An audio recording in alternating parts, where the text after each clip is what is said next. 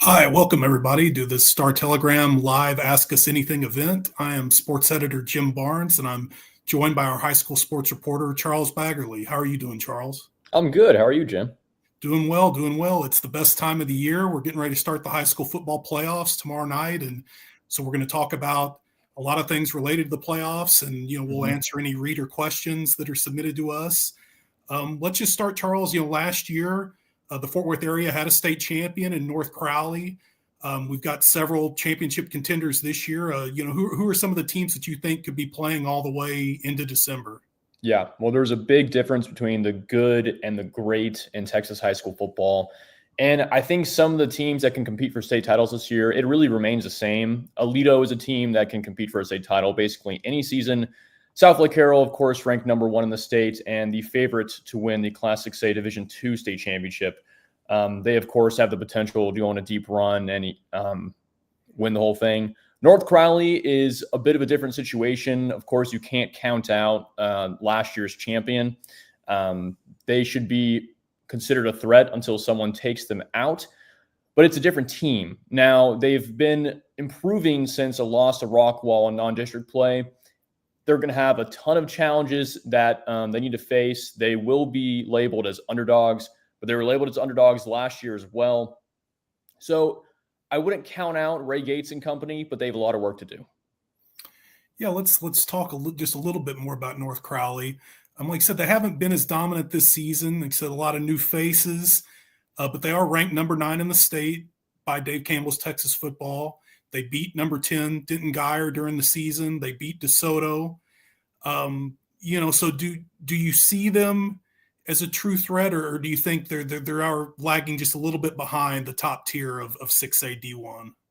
I'll say it's really hard to tell right now. If you look at their non-district schedule, they faced some of the toughest competition in Texas, and Coach Gates does that for a reason. He always told me that in order to be the best, you have to prepare against the best.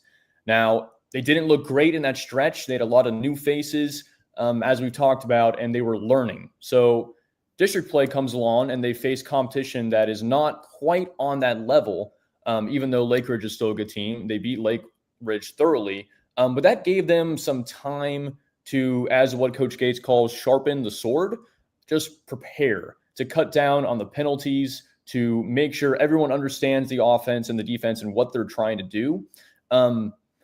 It's a long season, and that this team is growing. It's hard to tell what the potential is because they face different competition in district play than what they'll face in the playoffs. Now, those playoff opponents are going to get real good real quick. North Crowley has some tough challenges ahead, especially with Allen. Now, Allen is a program that they've taken down the last 2 seasons, but Allen's ranked number 2 in the state. That might be a very, very serious challenge for North Crowley if that matchup does happen. I would consider Allen the favorite, but it would be best not to count out North Crowley until they're down and out. Well, let's talk about a team that I would say is definitely the favorite in its division, which is South Lake Carroll. Mm-hmm. Been dominant all season. They're the number 1 ranked team in the state. Been a dominant force in the Fort Worth area for a long, long time, but it may not seem like it. They actually have not won the state championship since 2011. Now, last year they lost in the state championship game to Austin Vandegrift. Who can stop Carroll this season? I mean, you look at 6A Division II, the only top 10 teams in there with them are number 7 Prosper, who they could meet in the 3rd round, and Denton Geyer, which would be a potential region final. That there'll be somebody good coming out of the other half from Region 3 and Region 4. You have Humboldt Summer Creek, which was a state semifinalist last year. But this has to be the Dragons' year, right? I mean, they've got all the horses. I mean, seemingly everything's lined up for them. And I know they certainly expect to win the state championship, don't they? I'll say this, Jim. They expect to do well, and they do every year. Last year, I believe that at their full potential, they were the best team in Class 6A Division II. Now, they dealt with a ton of injuries. One of them to Davis Penn. He was out for the season last year. They struggled to compete while being so shorthanded. They lost Riley Wormley as well, a USC pledge, who graduated last year. Let's talk about this year. They have been ranked number 1 since the start of the season, and they have not disappointed. They've surpassed all expectations, and they've really dominated their competition. Now, South Lake Carroll has struggled to get over the hump in recent years. That's been a challenge with them. They've been talented every season, but this is Texas high school football. It's easier said than done to just go and make a run for the state title. You're going to be facing great teams day in and day out each round of the playoffs. But to be honest, South Lake Carroll seems like they're a level above the entirety of the field. And that includes any team in Texas, not just Class 6A Division II. Just because they're in Division II doesn't necessarily mean they're worse than teams in Division I. So I think at their full potential, they're better than the rest, but this is football. Anything can happen. We're going to get some cold weather towards the end of the season. The offense, obviously outstanding. It's, in my opinion, the best offense that I've seen as a whole, and that includes North Crowley from last season. It's close. Defensively is where they really stand out this year. In the past, South Lake Carroll's offense has been ahead of its defense, and now it feels like they're right there together. The defense could be the reason they get over the hump and finally win that state title. Well, let's move on to another perennial contender around here, which is Aledo. They have maintained their insane district winning streak. I believe it's up to 135 now. But that included where they had to rally, come back to beat Denton Ryan. Now, of course, last year they beat Denton Ryan in the regular season and then lost to him in the regional final. Mm-hmm. Is that kind of where you see this season heading to this year? I know Aledo's number 1 in the state in 5AD1. Ryan's number 4. I mean, there are a lot of other good teams in there. You have number 2 Frisco Lone Star, number 6 Highland Park. Of course, the defending champion, number 3 Smithson Valley, is on the other side of the bracket. But do you see this heading to another Aledo-Ryan showdown in the region final? And how do you look at the Bearcats' chances overall of getting their 13th state title? Yeah. I think when you have 12 state titles, you have to be looked at as the favorite in every scenario. Now, they beat Denton Ryan in the regular season this year, and I think if they meet up in the playoffs again, I do think that will happen. If they are to play again, I would consider Aledo the favorite. I think that they've improved from last year to this year. However, I considered Aledo a favorite last year. So anything can happen. And Denton Ryan is certainly capable of beating them. I mean, we saw their regular season contest this year. It was close. Aledo fought to the very end and barely won that game. And that's what Aledo does. They find a way to win whatever talent they have on their roster, whatever situation they're in. Aledo historically has been able to just find a way. And Robbie Jones, who took over as head coach for Tim Buchanan 3 years ago, he's been a part of that program for a very long time. So he knows the Aledo standard and what he has to do to maintain their success. Now, considering Aledo, I feel like they've improved. I think that they should be the team to beat, the undisputed team to beat. Last year, that wasn't the same situation. You know, they were growing, they were learning. I think their situation this year is improved. I think their offensive line and defensive line, they're both standouts in the state, and it's going to take a near perfect game to take them down. What, we got a lot of good teams in the area. What some of the other contenders, you get down to the 4A level. These are teams that are in our area districts. They're a little farther out from Fort Worth, but 4A Division I, Alvarado's number 6, Springtown's number 7. I believe they're both undefeated. 4A Division II, you have Brock, which is number 3 in the state, and they've been knocking on the door for a bunch of years here. Now, their problem is you've got Carthage, which is such a monster in 4A Division II. It's who knocked Brock out last year in the state semifinals. But what do you think about some of our contenders in the area here in 4A? Yeah, I'll talk about Alvarado and Springtown first. When it comes to Fort Worth area 4A football, they're a level above the rest. Now, the gap between the good, better, and best in 4A is huge. Alvarado gets to those late rounds, but can struggle against top teams. It's hard to tell how good they'll do considering they haven't faced tough competition, but I'll tell you this Alvarado team is very, very talented. Now, they graduated an excellent quarterback last season, and this season, this offense is incredible again. DeMarcus Belton is someone who's one of the more versatile players in the state. He's a running back who's eclipsed the 1,000-yard mark, both as a running back and not as a receiver, but with receiving yards as well. The team is very talented, very well coached, and they tend to go far every year. The question is, how far can they go? And if I were to make my best guess, I would say that they have another great playoff run, but do not win the state title. Now, Springtown is another team that is also very good. I think they're in this similar situation as Alvarado, where they can make a good run, but man, it's hard to win a state championship in Texas high school football. You're competing with the whole state, and if you don't win a state title, it's not the end of your season. Success is relative to situation, and although those teams have the potential to win, that shouldn't necessarily be their end goal. They got to take it 1 week at a time and focus on some hefty competition. Another team that we mentioned, Brock.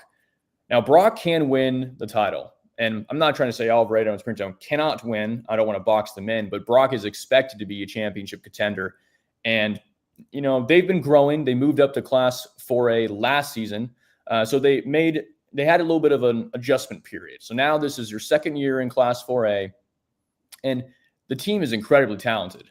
The program itself is very deep, and this is a community, a smaller community relative to some of the other schools we cover, that really, really cares about high school football. You have kids that are in middle school really wanting to grow up and be Brock Eagles and contribute to the overall success and history of the program.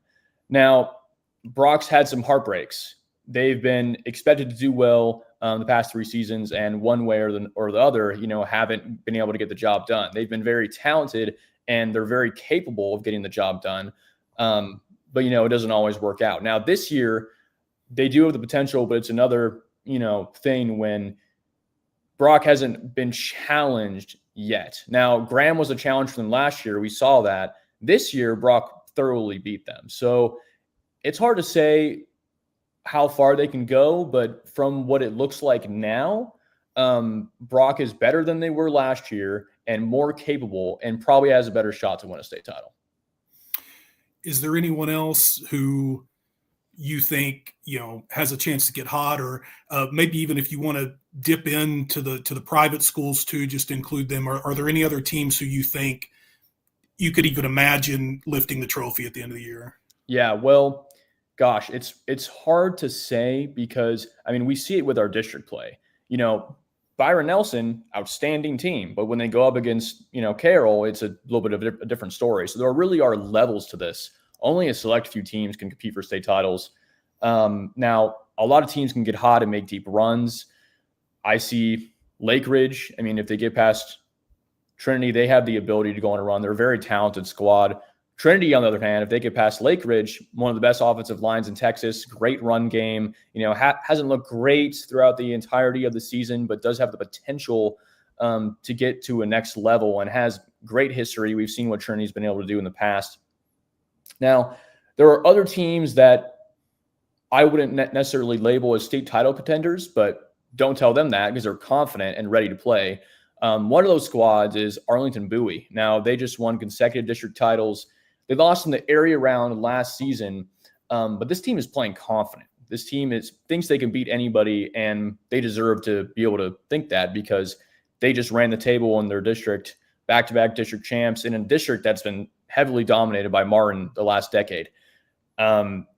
So do I think they'll win a state title? Probably not. Can they succeed and surpass expectations? Yes. To touch on All Saints real quick, private school. What All Saints is doing is very historic, and I think that Fort Worth football fans should take notice now and kind of recognize what they've been able to accomplish. A perfect season is incredibly challenging, because there are so many variables in football. Now, everything has to go your way in order to have a perfect season. It's very challenging to do. One thing goes wrong, one kick, one play, one pick six, whatever it might be, and your season's over. But All Saints plays some of the toughest competition. Now, they're in TAPS Division 2, so they play in their non-district schools that are Division 1 enrollment. And let me tell you, the gap between All Saints division and the largest division in TAPS, the enrollment numbers It's pretty wild. These schools are significantly larger than All Saints, but All Saints still has the firepower to beat them. Now, before last season, All Saints was kind of in a bubble with Liberty Christian when Liberty Christian was at its peak. But we saw last season, All Saints dominated the competition. No one really even got close to them. They thoroughly dismantled everyone with similar enrollments as them. And I think we're going to see the same thing this season. I really don't think anyone comes close to touching All Saints. Now, running the table in playoffs is easier said than done. But I think Forward football fans should be on the lookout for not only back-to-back state championships, but back-to-back perfect seasons. Well, there are a lot of teams in the playoffs who, let's move beyond just the state championship contenders. And let's talk specifically about this first round of games. I know one you mentioned is Trinity against Lake Ridge, which seems like a great first round matchup. Maybe talk about a little bit about how those teams specifically match up. And then also any other games that you're looking forward to this week that you think are going to be highly competitive. Yeah. Well, I'll talk about Lake Ridge for a second. Deshaun Edwards, great quarterback. Now, one of the best quarterbacks in the Fort Worth area. I think if they're going to beat Trinity, he's going to have to get hot. And the key for Lake Ridge is not just explosive offense, but sustaining it the entire game. Now, Trinity's a great program. You're going to have to play well to take them down. They have the firepower to do it. They're going to have to win in all three phases: offense, defense, special teams. I think since Trinity had those blunders early in the season, they've improved a bit. They look better. They have some momentum, and that's a scary thing to face in the opening round in Texas high school football playoffs. Now, Trinity has a great offensive line. Running back JT Harris, in my opinion, one of the greatest in the Fort Worth area, might be the best. He's a standout. He can change the way a game is going. That one is one of the harder games to predict, but I do not think it's the closest matchup in the Fort Worth area. I would give that nod to Arlington Heights and Brewer. Now, I was at Heights game last week, Battle of the Bonfire. They played Pascal, and I got to see Carson James up close and in person. This is one of the more talented running backs in the Fort Worth area. He is physical. He's tough. It took 3 Pascal players to take him down on nearly every carry. He breaks tackles with ease, and he is a game changer for Heights. Now, they gave him a heavy workload. They really trust him a lot. His dad is the coach. Curtis James has done a great job with that program since he took over a couple years ago, and Heights is fighting to make program history. Now, they're very talented. They lost to Saginaw earlier in the season, but I think since then they've showcased that wasn't necessarily a fluke, but that they are the undisputed top team in that district. They have talented players all over the field. At quarterback, Carmelo Carter, he is a dual threat QB who really brings a lot of versatility to their run game. And overall, the team is just fast. They fly around the field. The defense is good. Now, coming from that district, a lot of people expect them not to compete well. It's like, oh, it's a district with Fort Worth ISD teams. Maybe they won't translate well to the playoffs. And Heights is one of those teams that can definitely make a statement and showcase that they belong there. And then, the other fun aspect of the playoffs are teams that really getting to the playoffs was the goal. And, and of course, everybody would love to play their best game and make a run. But, one of the great stories you've been tracking is Carter Riverside and Fort Worth ISD back in the playoffs after a 30-year absence. This is a case where I can date myself. One, this was before you were born. And this was back when I was actually still playing high school football here. I was a defensive lineman for Castleberry in 1995. We went over, played Carter Riverside at Scarborough Hanley for the district championship. Castleberry, we won a great win, but Carter Riverside got the second playoff spot. And then honestly, I did not realize till I moved back here that Carter Riverside had not been to the playoffs since that season. Yeah. But now they have. And just a great story about them making it. And then you wrote a story about a connection between a father and son, father who played in the game that I played in 1995. And then now his son here for this Carter Riverside team. And actually that 1995 Carter Riverside team was breaking a 36-year drought when they went to the playoffs. So very, very unique situation. Tell me a little bit more about about Carter Riverside and their journey here. Yeah, well, they are another team that surpassed all expectations. No one expects Carter Riverside to do anything, really. They have such a history of losing. But, those are the stories that are important too. It's not all about winning a state championship, because the reality is not all teams have the potential to win a state title. Now, it's a process. You go 1-0 every week, you build on what you're doing in a season, and eventually they might be able to build on making the playoffs and start to compete. And they have a really tough first round matchup against Alvarado. That'll be a little bit lopsided, but success is always relative to situation, and what they accomplished here is historic for this program and this school and this community. Now, yeah, those stories matter a ton, and it was great to speak with Mr. Walters and his son about the program's history, connecting them as family members. Carter Riverside is a team that might not be competitive in the first round, but they should be very, very proud of what they accomplished this season. Yeah, are there any other great teams that or great stories that sort of stand out to you beyond teams you could think could go deep? I mean, just when you look down at the matchups, some teams you're like, hey, that's nice, that was cool. I mean, I know, for one thing, looking down at, maybe not about their history or whatever, but Keller got that fourth playoff spot in what was a very tough district, very competitive. We had 4 teams alive for that fourth playoff spot going down to the last game of the season. What are some of the good stories and teams that stand out to you? Yeah, I think you can look at Eagle Mountain.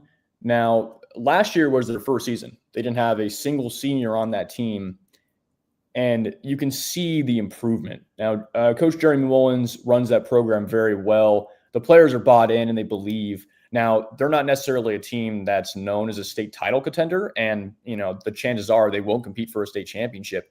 But they're a team that can make some noise in the playoffs. So on Friday, they'll be playing Benbrook, a team that made history last season by winning a few playoff games, and they'll have a chance to win their first playoff game in school history. Now, that's a very pivotal mark for any program, and the fact that they're doing it in year 2 without having any seniors last year, they're an experienced bunch.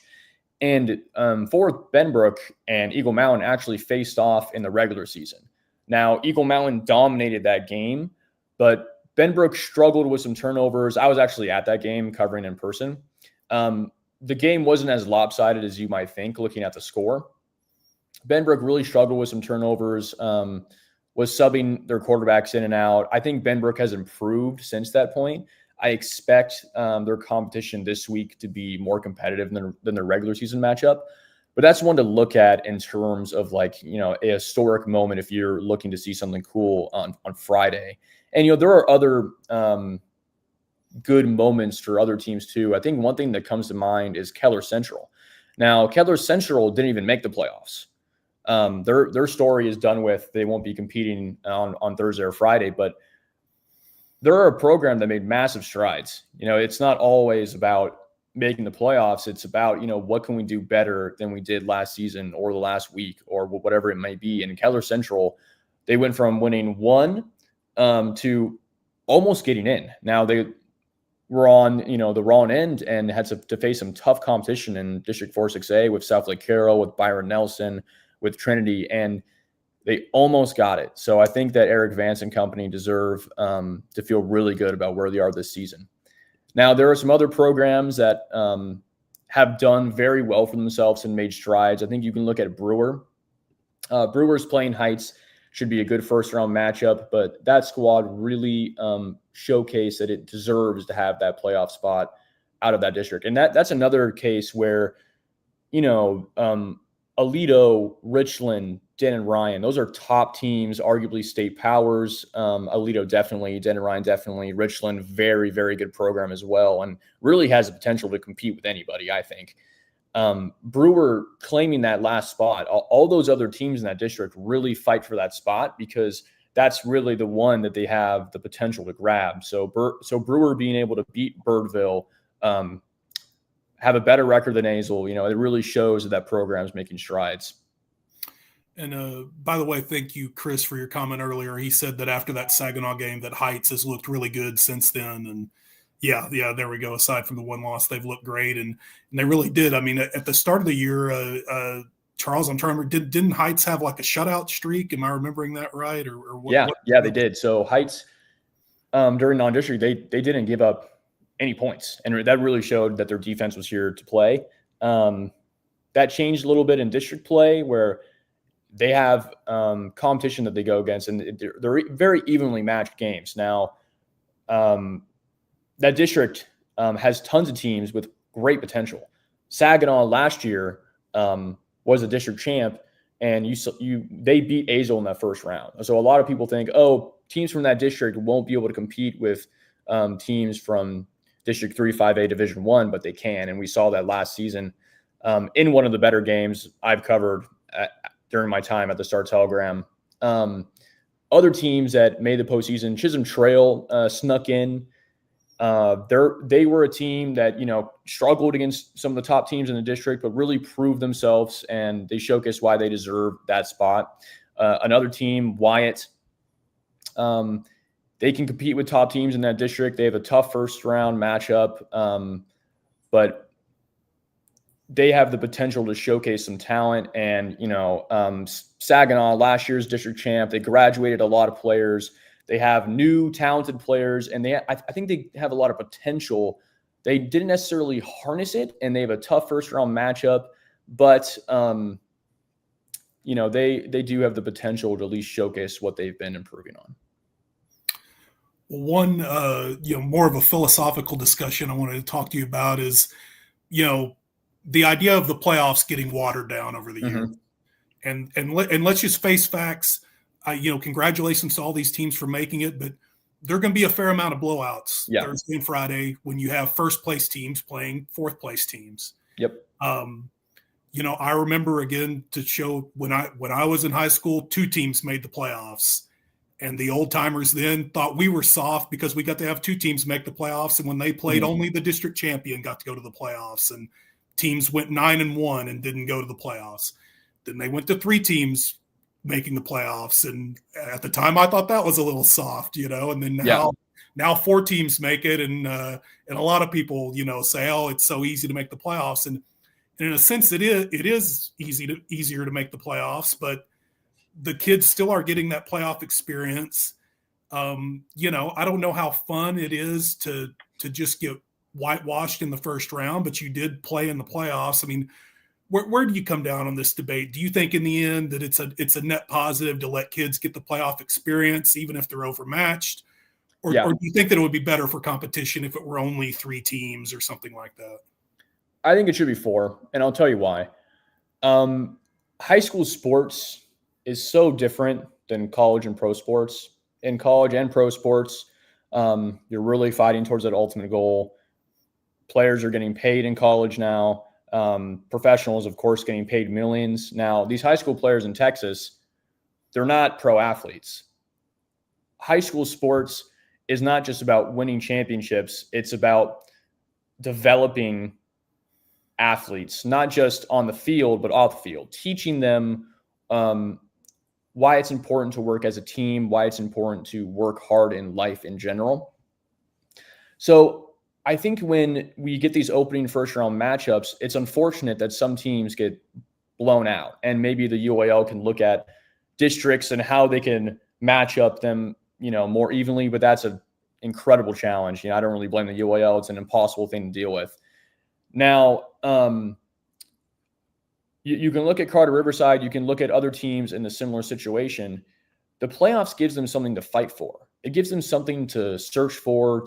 It's a goal. It's a common shared goal that they can work towards as a team, as a program. And, not every team has the potential to win a state title, for that to be the ultimate goal. And it gives more teams a chance to make history for their community. And in the day, that's a very important thing for, young players to to need to have a chance to do something important for their community and their school. So I think although it's unfortunate that some teams may get blown out, I think that at the end of the day, they should all realize that, that doesn't necessarily mean that they're a failure. They worked very hard to get in that position. And as I've said before, success is relative to your situation and how many resources you have, how talented your team is, your enrollment, whatever it may be. Yeah, and I think there's an aspect of let's take this question from Chris. Looking at 6A D1, do you see any dark horse teams up there that you think could surprise some people in the playoffs? Obviously, that's the division that North Crowley is in. What are some of the other potential dark horses there? Yeah, Chris, thanks for your question. I think when it comes to the Fort Worth area, the team that you have to talk about is North Crowley. I think a lot of people are almost tossing them away, thinking they don't deserve to be there in the situation that they're in, looked at as a state title contender. North Crowley does have the potential to, make a run. It's almost weird labeling them as a dark horse because, they should be in that group of state title contenders. But a lot of people, because of their non-district loss, will toss them to the side and think that they don't have what it takes to do it. Now, they have a very well-rounded offense. Their quarterback transfer from California, Hayes Cloutier, is very talented. And he's someone who, got to the team late, was able to settle in. You can see his improvement as time goes on. And that offense has a ton of potential. We see what they were able to do last year. Now, they're not quite at that level, but this defense is still at that level. Ray Gates is a defensive-minded coach. He runs a tight ship. The players are bought in. Now, earlier in the season, penalties were a problem. I don't want to say discipline was an issue, but, there were some things that they needed to fix. And, the last group of non-district games, they were able to right the ship and able to calm down, realize who they are. And if I had to guess, they'll be competitive with any team in the state. Now, I don't know if they'll win. Allen will be a very difficult challenge for them. But if they do get past Allen, watch out because they might go all the way. All right, we've got a question here from Instagram. There you go, Charles. Thoughts on Trinity's pregame ceremonial dance, and would you do it with them if offered the opportunity? No, I would not do it with them, because, man, that's something that's actually very, very special and unique to their program. I would never do that with them. I think that I'd get canceled if I did that. But it's something that makes them unique. And that's the greatness about Texas high school football tradition. We see programs have tradition, all over the state, and that's one of the most special ones. I think if you ask anybody that's a true Texas high school football fan about best traditions in the state, they'll bring up the Euless Trinity pregame dance. And I think I don't want to speak for the players, but I can tell you what I've seen in person, that it hypes them up. It gets them excited to play, and it gets them in that right mindset to be able to go out and compete with the best in the state. Yeah, I think Trinity, like you mentioned, it's their persona this year.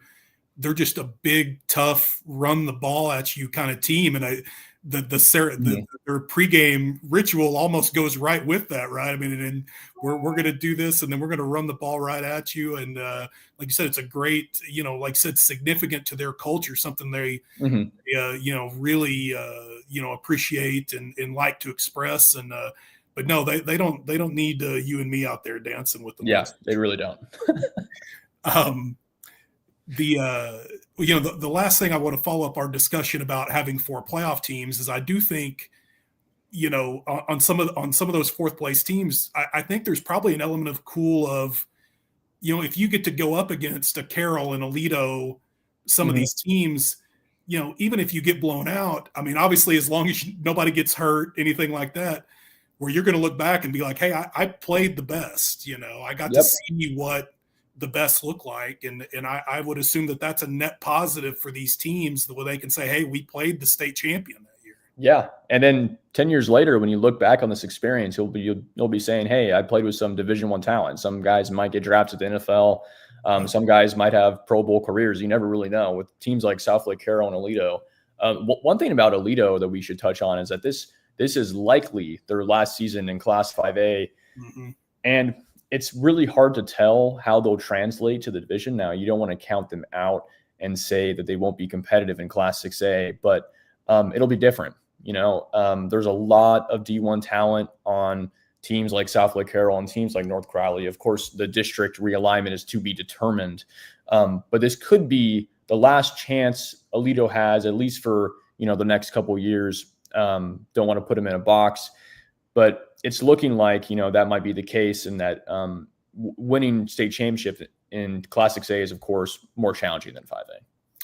Yeah, I think absolutely. I think, we'll expect them to still be highly competitive. I mean, obviously they have a model in what South Lake Carroll has done over the years. I mean, I'll say when I was in high school, Carroll was a 3A team, which is the equivalent of 4A now. Mm-hmm. But, they moved up the ladder, and, they had some success right away when they got to the highest division, sort of at the dawn of the spread offense. But then over the years, they've ebbed and flowed, and, they've sort of always been in the mix, though. And then they've had teams that can compete for state. And I would assume Aledo, a program, a town with that infrastructure for the program, that I think you'll see them. They'll be competitive, but will they be a top 10 team and competing for state championships? I think that's very much TBD.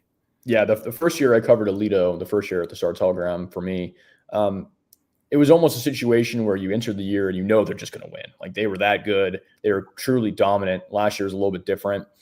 So unless they can get back to their, greatness of a couple years ago, it's going to be really, really hard. And of course, they're going to be competitive in 6A, but to be, going into the season as the number one team to beat every single year, that won't be the case anymore. But of course, they still have the potential to be great. And I'm sure the 5A teams won't miss them. I'm sure they won't. There are a lot of there are teams moving down too. You get to avoid Aledo at all costs. But yeah, I'm sure they won't miss them. That'll change things a lot within that class. Another thing we should touch on is Class 5A Division II. Now, there's a kind of a weird situation with the Fort Worth area teams in that class with Timberview, Colleyville Heritage, Seguin, and Argyle. They're going up against a district that is extremely competitive. Now, a lot of times in the bi-district round, we get matchups between a district that's really good and really bad. This is a weird case where both districts are outstanding, and a lot of times, teams expect the opening round to be an easy round. It's your first playoff game. You should go against an opponent that you can beat, especially if you're a higher seed, but it's just not the case with this round. We've seen teams win this opening bi-district game and then not have a harder game until a regional final. Now, I wouldn't consider any of these teams to be true state championship contenders. This classification is very challenging, but keep an eye on this opening bi-district round, because the Fort Worth area teams that do win out of that district might be able to go and make a region final. Yeah, that's the possibilities there for a fourth place team to be right there neck and neck with the first place team. It's going to be very interesting. And just to put a bow on the Aledo discussion, now, what is the timeline? You wrote a story recently about they did the snapshot of their enrollment. When will we know for sure that they're moving up to 6A? Yeah, so we should get the cutoff. I don't want to say for sure. This is just what's happened historically. We should get the cutoff at near the end of November. So, before the end of the month, we should know if Aledo is heading up to 6A. I'll say this, extremely likely. I don't ever want to say for sure because it's not factual information yet. Extremely likely to happen. And then we'll get the realignment, the official realignment in February. So that's a big deal for not just football, but for all sports. And we'll be able to see, is Aledo in a district with North Crowley? Are they in a district with South Lake Carroll? That'll really change the game and give us a lot of interesting matchups, not only in that, Class 6A Division 1 or 2 postseason, but the regular season. It should give us some really interesting, never before seen matchups between programs with history. Aledo, the most historic team in the state against, or they might be going against, programs like South Lake Carroll, North Crowley that have history of their own, or, other Class 6A teams that, have been dominant in the past. All right. And then one last thing before we wrap up, let's touch on the volleyball playoffs. I know you just put in the pairings tonight. We're at the state semifinal round, correct? And we have, if fans have not been following it, the #1 high school volleyball team in the country is right here in the Fort Worth area. Byron Nelson, they're the defending state and national champions. They're undefeated this season. And so where do they stand now, or do they play Friday? Fill us in on the details. Byron Nelson plays Saturday, as do all the teams. It's man, they're just a dominant program. It's so hard to be perfect. We've talked about All Saints and what they were able to do. Perfection is one of the hardest things to reach in sports. There's a lot of pressure on this squad. Is something I wrote about in the feature I filed a month back. This team is searching for something that has been done very few times in the history of Texas high school volleyball. They're going against some of the toughest competition. They were in Division II last year. They're in Division I last year, and that doesn't necessarily mean that it's more tough facing schools with larger enrollment. But we've seen throughout this playoff run, they're just dominant. They are very dominant, and if I had to make my best guess, they'll be state champions again. Of course, it's easier said than done, winning a state semifinal and a final against, some of the top schools in the state. But they're just so unbelievably talented. Sophie Peterson is not only the best player in the Fort Worth area, but one of the best players in the country. She runs that offense as a setter with precision. Kylie Kleckner, great outside hitter. Ashlyn Say, great outside as well. They're just talented all around. Coach Groff does an outstanding job with that program. Now, she's won state titles now in 2019 and last season. So she's really solidified herself as the top head coach in the Dallas-Fort Worth area. And now the timeline for them, the semifinals are on Saturday, and then the state championships are the following week at Garland, correct? Yeah, they're in Garland. Okay. All right. Well, very good. Well, you will certainly be out. We'll tell everybody your schedule here, where you're going Thursday and Friday. Yeah, on Thursday, I'm covering South Lake Carroll. Now, it's a little bit of a lopsided matchup. The Dragons are expected to handle business in this one, but I do want to get a closer look at their team. So many talented individuals. You got Brock Boyd, Ohio State pledge, who has potential to be the Star Telegram Player of the Year, another player who has potential to be the Star Telegram Player of the Year, and Max Prep's National Player of the Year is Angelo Renda. Now he's a quarterback who just stuffs the stat sheet. At South Lake Carroll, they have a history of developing quarterbacks, and that goes all the way back to Riley Dodge, who was a standout QB at South Lake Carroll. Riley and the Dragons have a chance to make some serious history for that program. They care so much about it. So I'm going to try my best to cover that story as best I can. They have a running back, Davis Penn, who had a season-ending injury last season, is coming back. He'll be a key piece to watch. Robbie Ladd, William Chin on defense. Those are people who can make an impact. And then on Friday, I'll be covering Heights and Brewer, one of the more competitive matchups in the Fort Worth area. That should be a great game, a very evenly matched game. And I'm excited to get this playoff season going. It's the busiest time of the year, but it's also the most fun. Absolutely. And everybody can follow along your work on startelegram.com.